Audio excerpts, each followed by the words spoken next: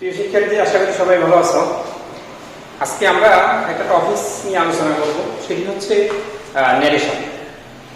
Narration প্রত্যেকটি বইতেই আছে এবং ন্যারেশনের অনেকগুলো নিয়ম ওখানে দেওয়া আছে।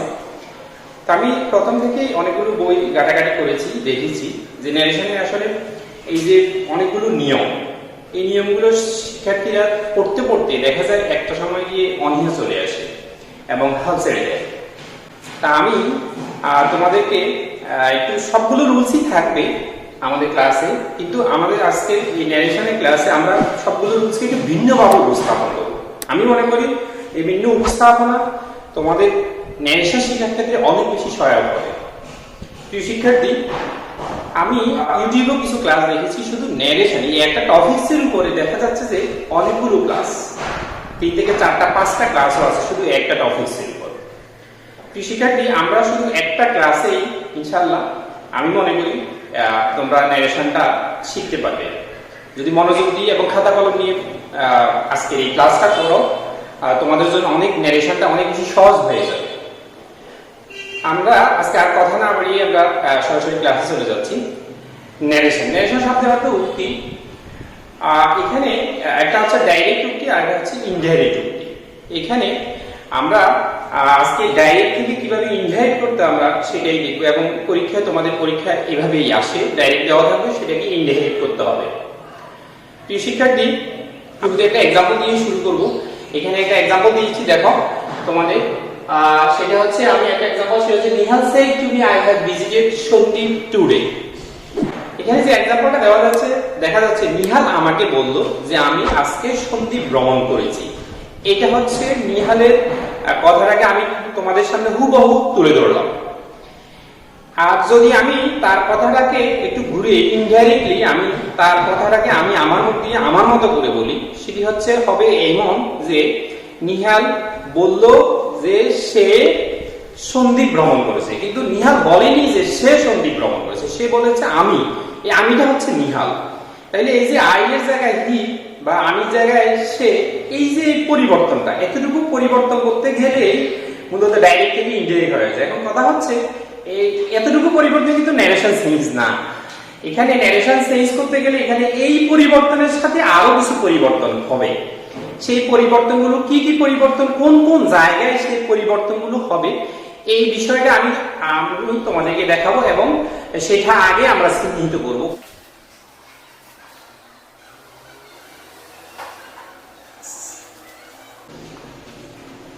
ওকে শিক্ষার্থী, তোমরা দেখলা এখানে 5টা জায়গা আমি মার্কিং করেছি।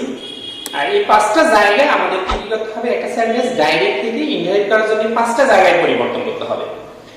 আমরা এগুলোকে এই 5টা জায়গাকে 5টা নাম্বারিং করে ফেলবো। এই 5টা জায়গায় 5টা রুলস হিসেবে আমরা এই পুরো ন্যারেশন শেখার জন্য 5টা রুলস বা 5টা নিয়মই শিখবো।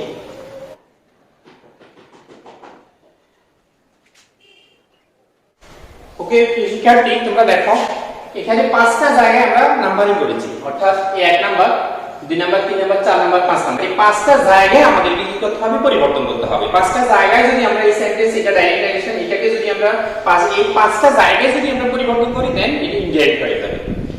এখানে তোমাদেরকে আমি আরেকটা বিষয় বলে রাখি, সেটা হচ্ছে আমাদের এই সেন্টেন্সে ডাইরেক্ট ন্যারেশনের সেন্টেন্সের মধ্যে 2টা অংশ থাকবে। কোটেশনের বাইরের অংশটা হচ্ছে রিপোর্টিং ভার্ব, আর কোটেশনের ভিতরের অংশটা হচ্ছে রিপোর্টেড স্পিচ। আমি এটা আন্ডারলাইন করে মার্কিং করে দিয়েছি, এটা মনে রাখবে, কারণ এখানে অনেক জায়গায় এই কথাটা আসবে বারবার। শিক্ষার্থী, এখানে দেখো তাহলে রিপোর্টিং ভার্বের যে সেড টু, এখানে যে অংশটা থাকবে এটি পরিবর্তন করব আমরা, এটার নাম হচ্ছে 1 নাম্বার রুলস। এরপরে হচ্ছে রিপোর্টিং ভার্বের পরে যে কমা কোটেশন, রিপোর্টেড স্পিচ এবং রিপোর্টিং ভার্বের মাঝখানে যে কমা কোটেশন থাকবে, এই কমা কোটেশন রুলে এখানে একটা কনজাংশন বসবে। দুইটা ক্লজকে অ্যাড করে দেওয়ার জন্য এখানে একটা কনজাংশন থাকবে। এই কনজাংশন বসানোর জন্য এখানে যেটি থাকবে সেটি হচ্ছে 2 নাম্বার রুলস। এরপরে হচ্ছে আমাদের রিপোর্টেড স্পিচের যে সাবজেক্ট থাকবে প্রনাউন, সেই প্রনাউনটা পরিবর্তন করতে হবে, সেইটাকে আমরা 3 নাম্বার রুলস হিসেবে ধরলাম। দেন এরপরে হচ্ছে আমাদের টেন্সের পরিবর্তন করতে হবে।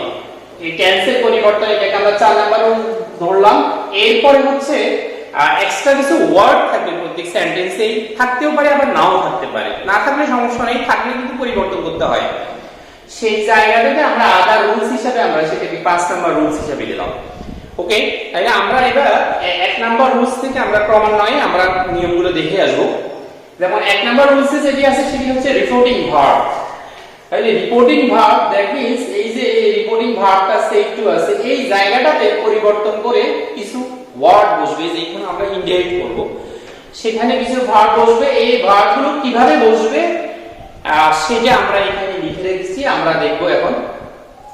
আরেকটা বিষয় হচ্ছে কমা কোটেশন রয়েছে, এখানে আমরা দুটো ক্লজকে অ্যাড করে দেওয়ার জন্য যে কনজাংশনটা বসবে সেই কনজাংশনটাও প্রত্যেক জায়গায় কিন্তু একই রকম না, এক এক জায়গায় এক এক রকম বসবে। কি অনুযায়ী কিভাবে বসবে সেটা আমরা 2 নাম্বার রুলসে দেখব। তাহলে 1 নাম্বার এবং 2 নাম্বার রুলস যদি আমরা একসাথে দেখি আমাদের জন্য কাজটা অনেক বেশি ইজি হয়ে যাবে। এই শিক্ষার্থী আমাদের তাহলে 1 নাম্বার রুলস হচ্ছে রিপোর্টিং ভার্ব, 2 নাম্বার রুলস হচ্ছে কনজাংশন। এখানে রিপোর্টিং ভার্ব এবং এই কনজাংশন বসার ক্ষেত্রে সেটি ডিপেন্ড করে আমাদের সেন্টেন্সের প্রকারভেদের উপর। আমরা জানি সংজ্ঞা অনুযায়ী সেন্টেন্স হচ্ছে 5 প্রকার।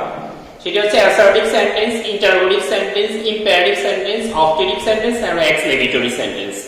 এই 5 প্রকার সেন্টেন্সের মধ্যে আমাদের রিপোর্টিং ভার্ব যখন যে সেন্টেন্স আসবে, দ্যাট মিন্স আমি একটু ক্লিয়ার করে তোমাদেরকে বলি, রিপোর্টেড স্পিচ যে অংশটি আছে এই অংশটি কোন ধরনের সেন্টেন্স, এই 5 প্রকার সেন্টেন্সের মধ্যে কোন প্রকার সেন্টেন্সে পড়ে সেটি আমরা লক্ষ্য করব।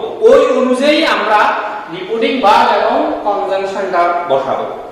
তো সেই ক্ষেত্রে আমরা দেখতে পাচ্ছি যে রিপোর্টেড স্পিচ, এখানে আমি যে एग्जांपलটা ব্যবহার করেছি এই एग्जांपलের মধ্যে রিপোর্টেড স্পিচে যে এটা অ্যাসার্টিভ সেন্টেন্সে আছে, তাহলে অ্যাসার্টিভ সেন্টেন্সে রিপোর্টিং ভার্ব সেট টু এর পরিবর্তে টোল্ড বসে এবং কমা কোটেশন উঠে কনজাংশন কি বসে, দ্যাট বসে। সেইম ভাবে যখন এটা ইন্টারোগেটিভ হয়ে যাবে তখন আরেকটা বসবে, রিপোর্টিং ভার্ব এবং কনজাংশন ভিন্ন বসবে। যখন ইম্পারেটিভ হবে তখন একরকম, আবার যখন অবজেক্টিভ বা এক্সক্লেমেটরি প্রত্যেকটা সেন্টেন্সে ভ্যারি করবে, এই এক একটাতে এক রকম বসবে।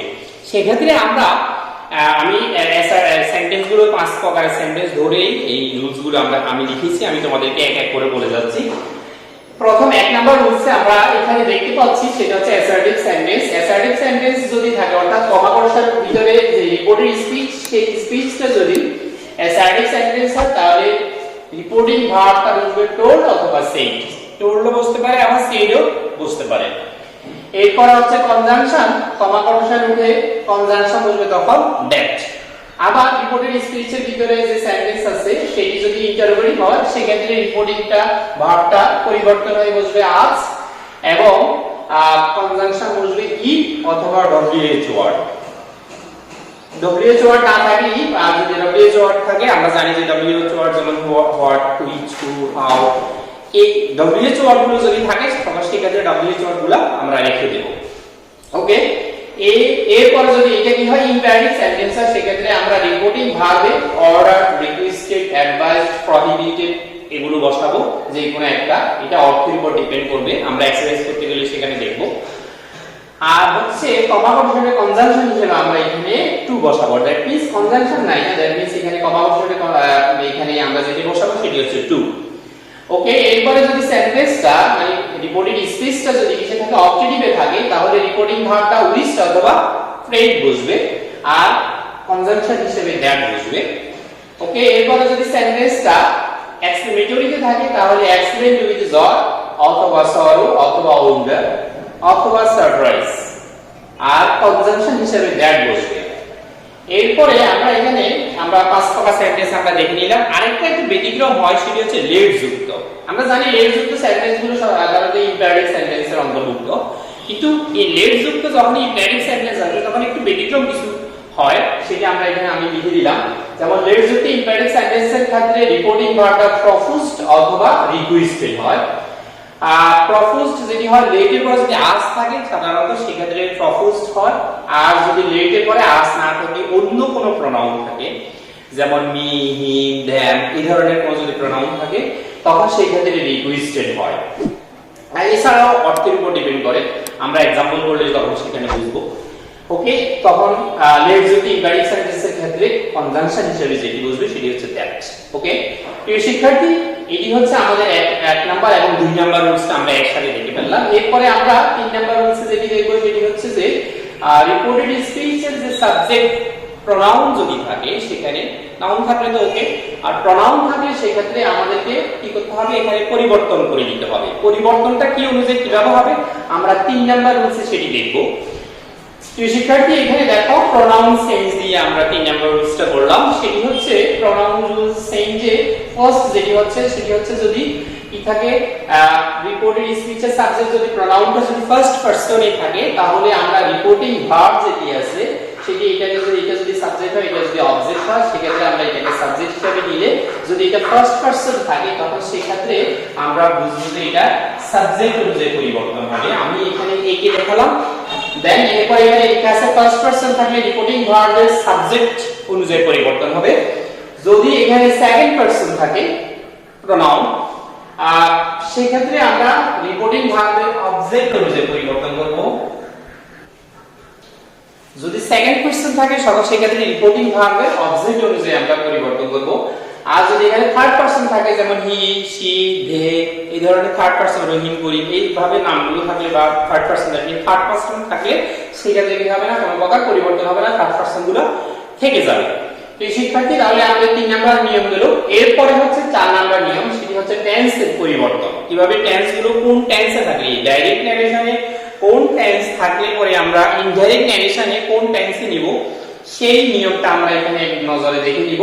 আমি চেষ্টা করেছি তোমাদের জন্য এটাকে শর্টকাট ওয়েতে উপস্থাপন করার জন্য, আশা করি তোমাদের জন্য সহজ হবে। তো এই শিক্ষার্থী দেখো এখানে 4 নাম্বার নিয়মটা এটা হচ্ছে টেন্স চেঞ্জ। ডাইরেক্টলি যেটা থাকবে সেটা ইনডাইরেক্টলি কি হবে আমরা এই পাশে লিখে দিলাম। সেটি হচ্ছে যেমন 1 নম্বরে আছে প্রেজেন্ট ইনডিফিনিট, যদি ডাইরেক্টলি প্রেজেন্ট ইনডিফিনিট থাকে দেন ইনডাইরেক্টলি চলে যাবে ফার্স্ট ইনডিফিনিট।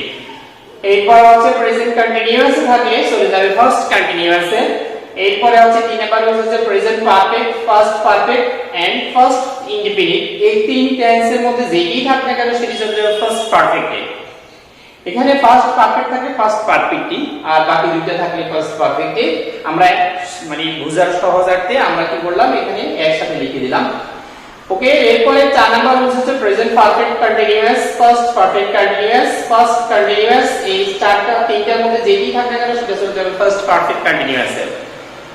এরপর 5 নাম্বার রুলসে আমরা দেখতে পাচ্ছি কিছু ওয়ার্ড এগুলোকে মডেল অক্সিলারি ভার্ব বলা হয়। এগুলো যদি এরকম থাকে তাহলে ইনডাইরেক্টলি ওভাবে পরিবর্তন করতে হবে। এখানে আমরা লিখে দিয়েছি শেল বা উইল যেটাই থাক না কেন সেটি উড হয়ে যাবে। এরপরে ক্যান থাকলে কুড হয়ে যাবে, মে থাকলে মাইট, মাস্ট থাকলেও হ্যাড টু। শিক্ষার্থী তাহলে আমরা 5 নাম্বার নিয়ম চলে যাচ্ছি। 5 নাম্বার নিয়ম হচ্ছে যে এক্সট্রা কিছু ওয়ার্ড থাকবে, থাকতেও পারে নাও থাকতে পারে, থাকলে আমরা এটা সেটা পরিবর্তন করতে হবে। এটাকে আমরা এই নিয়ম নাম দিয়েছি 5 নাম্বার রুলস, এবং 5 নাম্বার রুলসে যে নাম দিয়েছি সেটি হচ্ছে আদার সেইং। অন্যান্য যে পরিবর্তনগুলো এগুলো আমরা এইভাবেই করব। এখানে আমি লিখে দিয়েছি, তোমরা একটা করে দেখে নিতে পারো। সেটি হচ্ছে যেমন ডাইরেক্টে যদি কি থাকে হ্যাড থাকে তাহলে ইনডাইরেক্ট আমরা তাদেরকে দেয়ার বসাতে হবে। তারপর হচ্ছে নাও থাকলে দ্যান, দিস থাকলে দ্যাট, দিস থাকলে দোজ, অ্যাগো থাকলে বিফোর, দাস থাকলে সো, কাম থাকলে গো।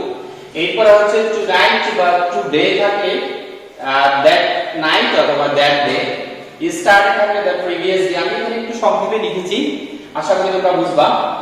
এরপরে হচ্ছে লাস্ট নাইট, লাস্ট উইক অথবা লাস্ট মান্থ থাকলে the previous night, previous week, previous month. আমি একটু সংক্ষেপে লিখছি জায়গা হবে।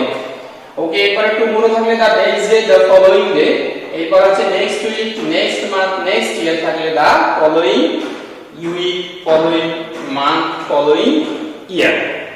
ওকে, এই পরিবর্তনগুলো আমরা এইভাবে করব। সাধারণত এই সব ওয়ার্ডগুলোই থাকবে, আশা করি তেমন একটা ভিন্ন ওয়ার্ড থাকবে না। এগুলোর মধ্যে এগুলো শিখলে আমি আশা করি তোমরা ন্যারেশনের মধ্যে কোনো সমস্যা হবে না, ন্যারেশন পরিবর্তন করতে পারবে। ওকে, এটার মাধ্যমে আমরা 5টা রুলস, 5টা নিয়মই শিখলাম। প্রিয় শিক্ষার্থী তোমরা এখন চাইলে এই সেন্টেন্সটা পরিবর্তন করে ফেলতে পারো, তোমরা খাতায় পরিবর্তন করে নাও। আমি কিছু एग्जांपल করাবো, তখন তোমরা মিলিয়ে নিতে পারবে। প্রিয় শিক্ষার্থী তাহলে আমরা এই 5টা পরিবর্তনটা দেখে নিলাম, অর্থাৎ এই একটা সেন্টেন্সের এই 5 জায়গায় পরিবর্তন করলে আমরা সেটা সেন্টেন্সটা ডাইরেক্ট থেকে ইনডাইরেক্ট হয়ে যাবে। এখানে আমি এক্সেপশনাল দিয়ে কিছু দুইটা রুলস লিখেছি, ব্যতিক্রম দুইটা রুলস আছে। এই 5টা পরিবর্তনের বাইরেও আরো দুইটা রুলস আছে, আমরা এগুলো একটু দেখে নিব। সেটি হচ্ছে এখানে এক্সেপশনাল হচ্ছে নো চেঞ্জ অফ টেন্স। আমরা দেখেছি এখানে টেন্সের পরিবর্তনের আমরা 4 নাম্বার রুলস দেখেছি টেন্সের যে পরিবর্তন হয় সেই পরিবর্তনগুলো কি অনুযায়ী হয় সেটা আমরা দেখলাম। কিন্তু কিছু কিছু জায়গায় টেন্সের পরিবর্তন হবে না। কোন কোন জায়গায় পরিবর্তন হবে না সেটা আমরা ব্যতিক্রম যে এক্সেপশনাল রুলস সেখানে আমরা একটু দেখে নিব। সেটি হচ্ছে যদি এক নম্বরে দেখো আমাদের যেমন রিপোর্টিং ভার্ব যদি থাকে প্রেজেন্ট ইনডিফিনিট অথবা ফিউচার ইনডিফিনিট থাকে। আমি এখানে একটা एग्जांपल লিখে রেখেছি, তোমরা চাইলে এখানে দেখতে পারো। সেটি হচ্ছে রিপোর্টিং ভার্বটা যদি প্রেজেন্ট ইনডিফিনিট অথবা ফিউচার ইনডিফিনিট থাকে, যেমন এখানে প্রেজেন্ট ইনডিফিনিট আছে, থাকতে পারে এখানে উইল সে থাকতে পারে, দ্যাট মিন্স ফিউচার ইনডিফিনিট থাকতে পারে। সেই ক্ষেত্রে কি হবে না, তাহলে টেন্সের পরিবর্তন হবে না। টেন্সের পরিবর্তন মানে মিন্স এই যে রিপোর্টেড স্পিচ এর ভিতরে যে কমা কোটেশনের ভিতরে যে রিপোর্টেড স্পিচ আছে, সেই রিপোর্টেড স্পিচ এর টেন্সের পরিবর্তন হয়। আমরা টেন্স সাইন নাম্বার টেন্সের রুলস দিয়েছি যে এগুলো টেন্সের পরিবর্তন হবে। Present indefinite first indefinite this rules গুলো যেভাবে আমরা লিখেছি ওভাবে ওখানে দেখা যাচ্ছে যে পরিবর্তন হয়, কিন্তু এখানে কি হবে না, টেন্সের কোনো পরিবর্তন হবে না। আর আরেকটা ক্ষেত্রে টেন্সের পরিবর্তন হবে না, সেটি হচ্ছে রিপোর্টেড স্পিচ যদি হ্যাবিচুয়াল ফ্যাক্ট অথবা ইউনিভার্সাল ট্রুথ হয়। লক্ষ্য করবা এটা বলা হচ্ছে রিপোর্টিং ভার্ব যদি প্রেজেন্ট অথবা ফিউচার ইনডিফিনিটে থাকে। আর দুই নম্বর রুল হচ্ছে রিপোর্টেড স্পিচ, দ্যাট মিন্স কোটেশনের ভিতরে যে অংশটা সেই অংশটা যদি কি থাকে হ্যাবিচুয়াল ফ্যাক্ট অথবা ইউনিভার্সাল ট্রুথ হয়, সেই ক্ষেত্রে কি হবে না, সেই ক্ষেত্রেও টেন্সের পরিবর্তন হবে না। যেমন আমি এখানে এই एग्जांपलটা দিয়েছি, সেটি হচ্ছে The sun rises in the east. এখানে এই রুলস দেখো, এটা হচ্ছে যে ইউনিভার্সাল ট্রুথ একটা কথা। এই ইউনিভার্সাল ট্রুথের ক্ষেত্রে কি হবে না, সেই ক্ষেত্রে টেন্সের পরিবর্তন হবে না। এখন তোমরা বলতে পারো তাহলে এখানে টেন্সের পরিবর্তন হলে সমস্যাটা কোথায়? এখানে টেন্সের যদি পরিবর্তন আমরা করি তাহলে ন্যাচারাল যে সিস্টেম সেই জায়গায় একটু সমস্যার সৃষ্টি হবে। যেমন আমি এই উদাহরণটা দিয়ে তোমাদেরকে বলি। এখানে বলা হচ্ছে it is said to be the sun rises in the east. এখানে যদি আমরা টেন্স দেখতে যাই তাহলে এটা হচ্ছে প্রেজেন্ট ইনডিফিনিট আছে। যদি আমরা এখানে টেন্সের পরিবর্তন করি তাহলে আমাদের রুলস অনুযায়ী চলে যায় এটা ফার্স্ট ইনডিফিনিটে। সেই ক্ষেত্রে আমাদের যেটা হবে সেটি হচ্ছে the teacher told me that the sun rose in the east. সূর্য পূর্ব দিকে উদিত হয়েছে।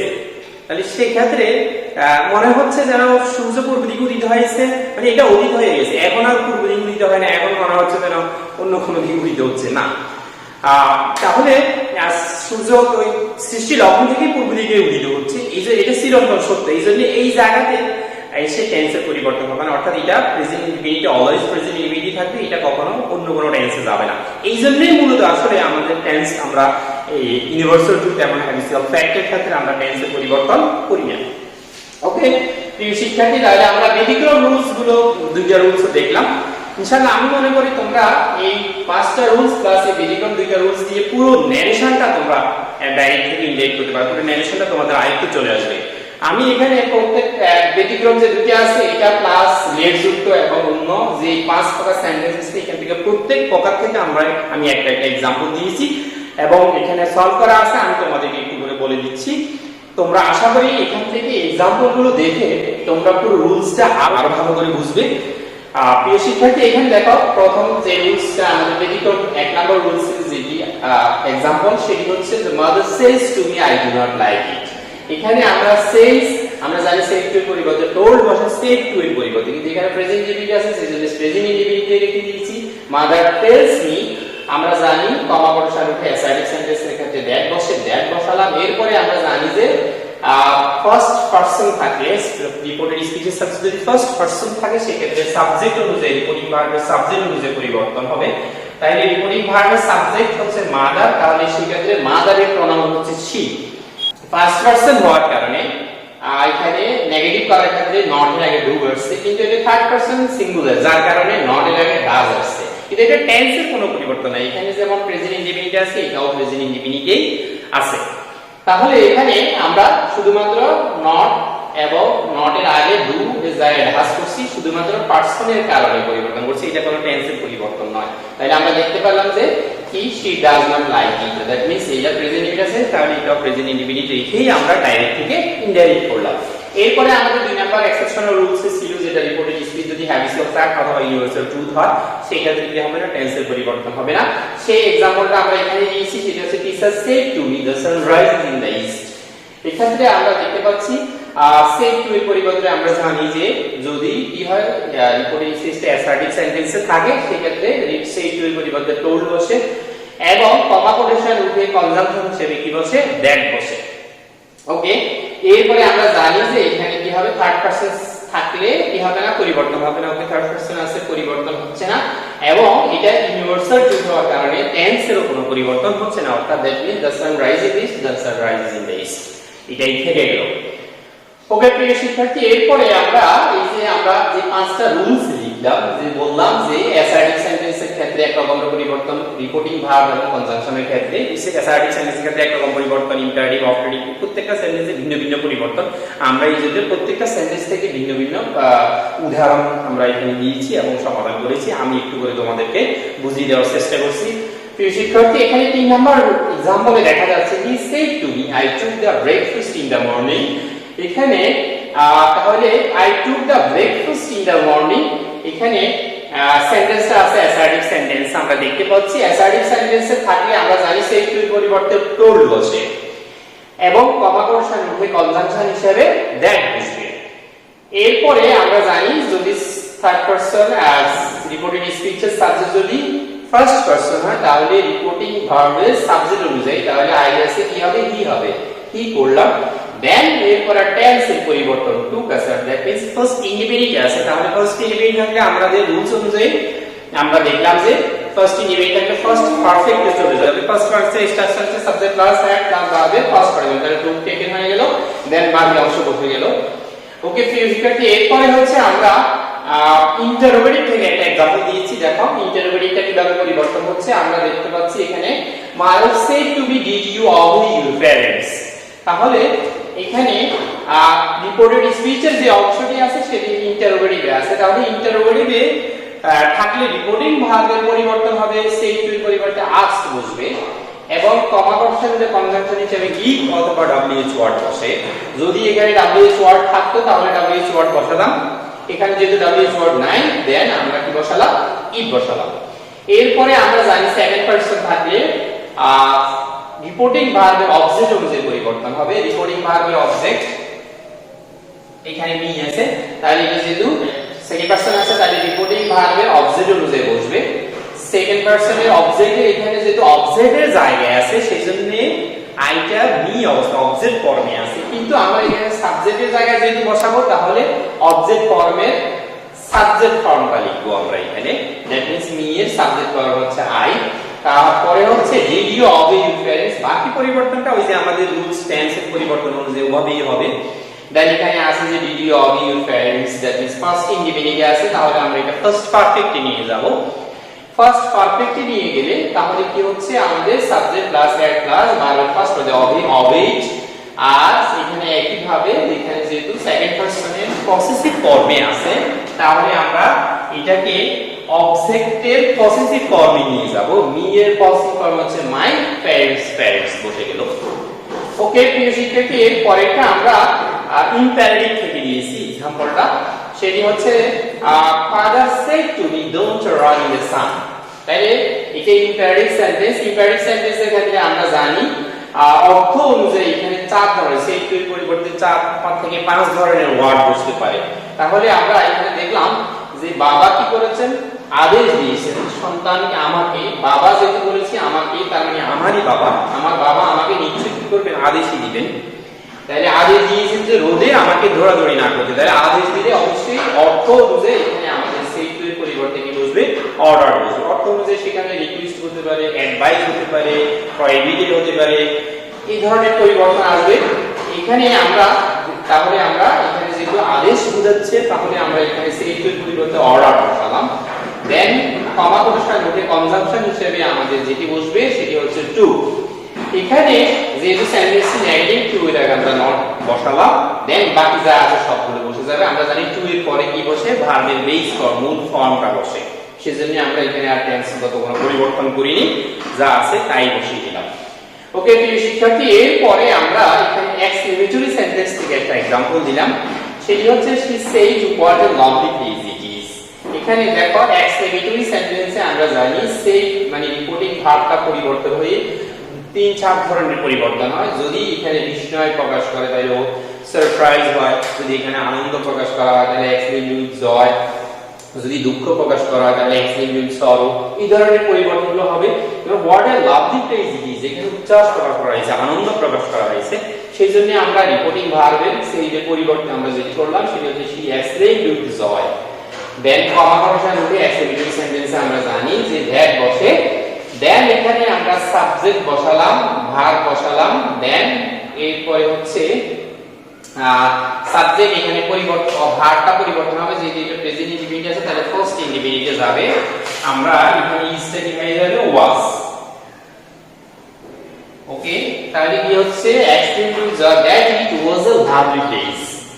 ওকে, এরপরে হচ্ছে আমরা এখানে লেট যুক্ত সেন্টেন্স দিয়ে আমরা কিছু পরিবর্তন, লেট যুক্ত সেন্টেন্সের পরিবর্তনটা দেখব। তার আগে আমি তোমাদেরকে একটা কথা বলি, এখানে তোমরা দেখেছো যেগুলো অ্যাসার্টিভ সেন্টেন্স সেগুলো তো ওকে স্ট্রাকচার আমরা ইংরেজি করার সময় এগুলো অ্যাসার্টিভ স্ট্রাকচারেই থাকলো, কিন্তু এখানে আমরা আরো দুটো জিনিস দেখেছি, সেটা হচ্ছে ইন্টারোগেটিভ সেন্টেন্স এবং এক্সক্লেমেটরি সেন্টেন্স এর স্ট্রাকচারটা অ্যাসার্টিভ সেন্টেন্স থেকে একটু ভিন্ন। কিন্তু আমরা যখন ডাইরেক্টলি ছিল, যখন সেন্টেন্সটা ডাইরেক্টলি ছিল তখন সেটা ইনডাইরেক্ট, সেটা ইন্টারোগেটিভ বা এক্সক্লেমেটরি ছিল, ঠিক আছে। কিন্তু যখন এটাকে ইনডাইরেক্ট করে ফেলবো তখন এটা কিন্তু অ্যাসার্টিভ স্ট্রাকচার চলে যাবে, দ্যাট ইজ সাবজেক্ট আগে তারপরে ভার্ব, অ্যাসার্টিভ স্ট্রাকচার যেভাবে অ্যাসার্টিভ সেন্টেন্সের স্ট্রাকচার। তাহলে আমরা এটা বুঝলাম যে ডাইরেক্টে যে ধরনের সেন্টেন্সই থাক না কেন, কিন্তু ইনডাইরেক্ট করার সময় বা ইনডাইরেক্ট করলে আমাদেরকে সেটাকে অ্যাসার্টিভ সেন্টেন্সের স্ট্রাকচারে নিয়ে আসতে হবে। প্রিয় শিক্ষার্থী, এবার এই বিষয়টা তোমরা, আমি আশা করি তোমরা মাথায় রাখবে, সবগুলো আমরা অ্যাসার্টিভ স্ট্রাকচারে নিয়ে আসবো যখন ইনডাইরেক্ট করবো এবং ওভাবে সাজাবো। ওকে, এরপরে আমরা লেট যুক্ত সেন্টেন্সের আমরা কি করব, ডাইরেক্ট থেকে ইনডাইরেক্ট করব। লেট যুক্ত সেন্টেন্স আমি এখানে একটা एग्जांपल দিয়েছি, দেখো he said to me let us go for a walk. এখানে লেট যুক্ত ইম্পারেটিভ সেন্টেন্সের ক্ষেত্রে আমরা যেটি বললাম যে সেড টু মানে রিপোর্টিং ভার্বটা পরিবর্তন হয়ে প্রপোজড অথবা রিকোয়েস্টেড হয়। তাহলে কখন প্রপোজড হয় কখন রিকোয়েস্টেড হয় আমি তোমাদেরকে একটু করে বলে দিচ্ছি। যদি লেটের পরে আস থাকে, লেটের পরে যদি আস থাকে তাহলে রিপোর্টিং বা প্রপোজড হবে। আমরা এটা ওই ইয়েতে লিখে দিয়েছি, আমরা রিপোর্টিং ভার্বের রুলস ওখানে লিখে দিয়েছি, তবে কোনটা কোন জায়গায় বসবে সেটা লেখা নাই, আমি তোমাদেরকে মুখে বলে দিচ্ছি। সেটি হচ্ছে লেটের পরে যদি আস থাকে তাহলে রিপোর্টিং বা প্রপোজড হবে। লেটের পরে আস না থাকে, যদি অন্য কিছু থাকে, let me, let them, let you, এই ধরনের যদি অন্য কোনো প্রোনাউন থাকে সেক্ষেত্রে আমরা রিপোর্টিং ভার্বের ক্ষেত্রে রিকোয়েস্টেড বসাবো। আর আমরা জানি লেটের পরে লেট যদি ইম্পারেটিভ সেন্টেন্সে সব সময় কমা বসার কনজাংশন হিসেবে দ্যাট বসবে। এরপরে আমরা সাবজেক্ট, যেহেতু আমরা এখানে আছে সাবজেক্ট ফর্ম উই, এরপরে এখানে একটা শুড আসছে, কখন শুড বসবে কখন মাইট বসবে আমি এখানে নোট দিয়ে লিখে দিয়েছি, আমি তোমাদেরকে আরো একটু বুঝিয়ে বলবো। তার আগে আমরা এটা একটু করে দিচ্ছি। তাহলে কি হচ্ছে, উই শুড, এই যেহেতু এটা modal auxiliary verb, modal auxiliary ভার্বের ভার্বে কোনো পরিবর্তন হবে না, সেজন্য এখানে টেন্সেরও কোনো পরিবর্তন হচ্ছে না। তাহলে কি হচ্ছে, he proposed me that we should go for a walk. Okay, এখানে আমি আশা করি তোমরা এটা বুঝতে পারছো। তাহলে এখানে আমরা লেট যুক্ত, লেটের ক্ষেত্রে কখন শুড বসে কখন মাইট বসে এখানে একটু নোট দিয়ে দিয়েছি। দেখো তোমরা, লেটের পরে যদি আস থাকে তাহলে সাবজেক্টের পরে কি বসবে, শুড বসবে। লেটের পরে আস আছে, দেখো সাবজেক্টের পরে আমরা কি বসাচ্ছি, শুড বসালাম। আর লেটের পরে আদার, আদার মিন্স লেসের পরে এখানে আদার বসবে না, আদার মিন্স আদার প্রোনাউন যদি বসে, যেমন মি থাকতে পারে, হিম থাকতে পারে, দ্যাম থাকতে পারে, এই ধরনের প্রোনাউন যদি থাকে তখন সেক্ষেত্রে সাবজেক্টের পরে আমরা এখানে এই যে সাবজেক্টের পরে শুড না বসাই তখন সেক্ষেত্রে আমরা মাইট বসাবো। এই শিক্ষার্থী, আমি আশা করি তোমরা মোটামুটি বুঝতে পারছো সেন্টেন্সের পুরো সেন্টেন্সটাই আমি এই এক ক্লাসে নিয়ে আসার চেষ্টা করেছি, আমি আশা করি তোমরা বুঝছো। এরপরেও অনেকেই হয়তো বলতে পারো যে স্যার আমাদের তো প্যাসেজ ন্যারেশন আসে পরীক্ষা, যেমন জেইসি, এসএসসি এবং এইচএসসি, সেক্ষেত্রে সেইখানে দেখা যায় প্যাসেজ ন্যারেশন আসে। এখন তোমরা, আমি তোমাদেরকে একটা কথা বলি, সেটি হচ্ছে প্যাসেজ ন্যারেশন কিন্তু সেন্টেন্স ন্যারেশনেরই একটা অংশ। অর্থাৎ একটা প্যাসেজ তৈরি হয় কি দিয়ে, অনেকগুলো সেন্টেন্স নিয়ে একটা প্যাসেজ, তুমি সেন্টেন্সগুলো পরিবর্তন করতে পারলে প্যাসেজও পরিবর্তন করতে পারবে। আর সেক্ষেত্রে হয় একটু ব্যতিক্রম কিছু নিয়ম আছে, সেটা সর্বোচ্চ 5 minutes is enough to learn the passive narration। 5 মিনিটের একটা ক্লাসে যথেষ্ট। প্যাসিভ ন্যারেশনের টুকটাক যে এই পরিবর্তনগুলো আছে, যে পরিবর্তনগুলো করতে হয়, এগুলো 5 মিনিটে আশা করি হয়ে যাবে। আমি নেক্সট ক্লাসে চেষ্টা করব তোমাদেরকে প্যাসিভ ন্যারেশনের ছোটখাটো যে নিয়মগুলো আছে সেগুলো দেখিয়ে দিতে। সবাইকে ধন্যবাদ, সবাই ভালো থাকবে।